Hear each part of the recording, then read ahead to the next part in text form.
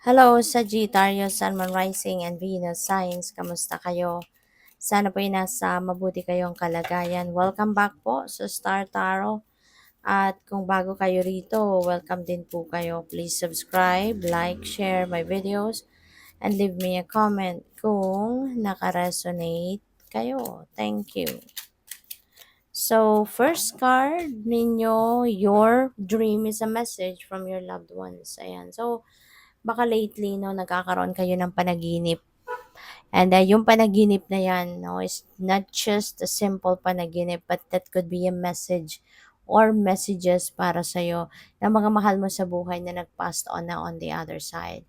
Maari kasi na you are worrying about them, or maybe you are worrying about a particular person sa buhay mo na dati talagang malaki yung naging parte, 'di ba, sa buhay mo, at maaaring nag-passed on na 'yan on the other side, and yeah, maybe you are worrying about that person.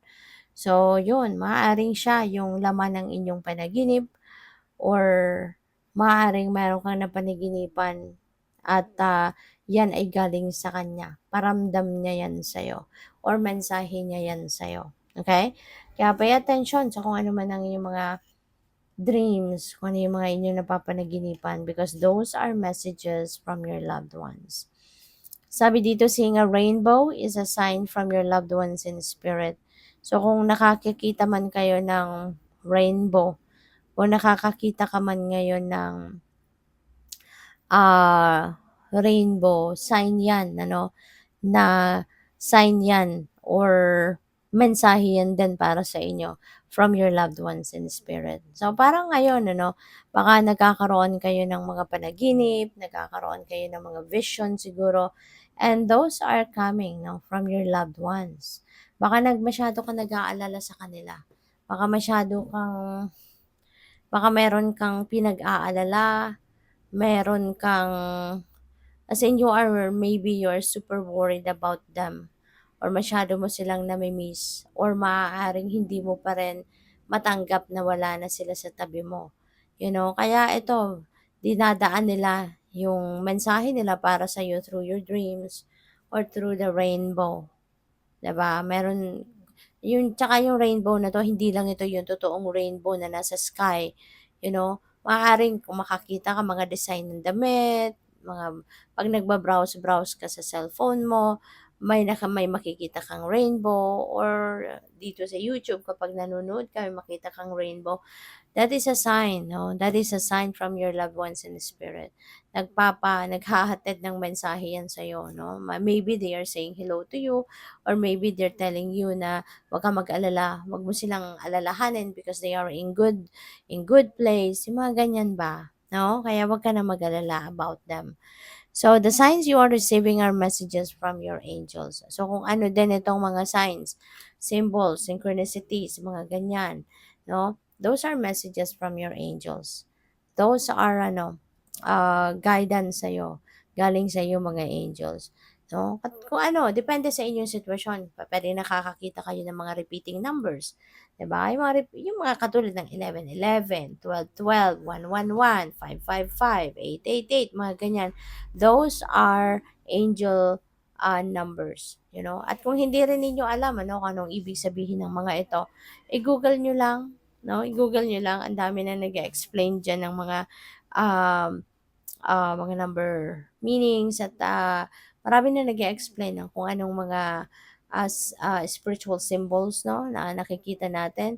Marami na nag-explain din kung anong mga ibig sabihin ng mayan. At dito sa YouTube, no, meron din mga vlogs na nag-explain ng kung anong ibig sabihin ng mga number meaning. So, ang dami ng resources na pwede ninyong maging reference.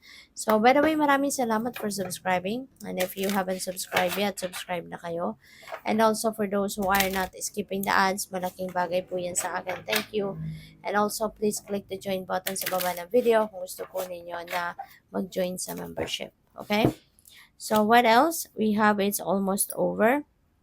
Your current challenges will soon be resolved, and you will be able to look to the future with a smile. So, napakaganda nito kasi it's almost over.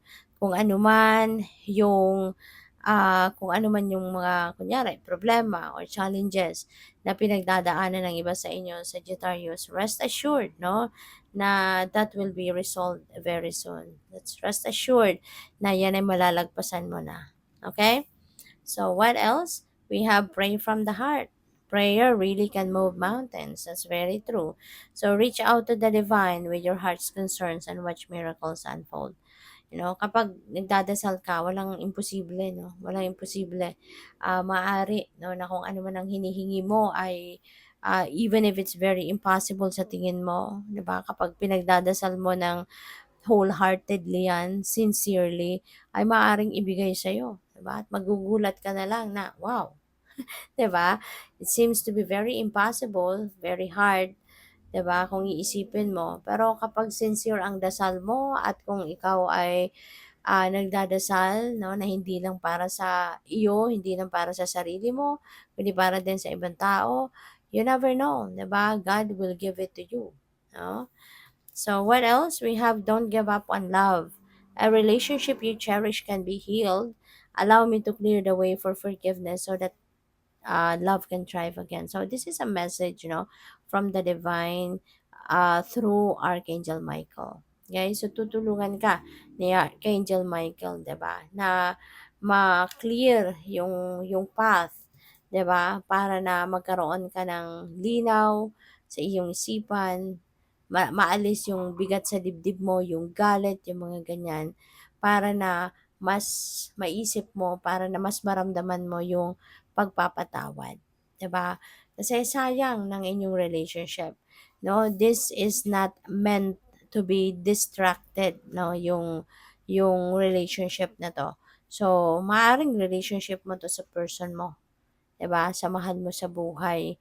Kaya maaaring hindi hindi 'yan dapat na masira, no? At this point. Kaya tutulungan ka ni Guardian, I mean ni Archangel Michael, no, para imbes na tuluyan kayong magkasira, imbes na tuluyan kayong maghiwalay, 'di ba? Tutulungan ka niya na mabuong muli ang inyong relasyon. Mabuong muli, maayos, kumbaga ano man ang hindi ninyo na pagkakasunduan, ano man ang hindi ninyo na pagkakaintindihan. So, yun, no?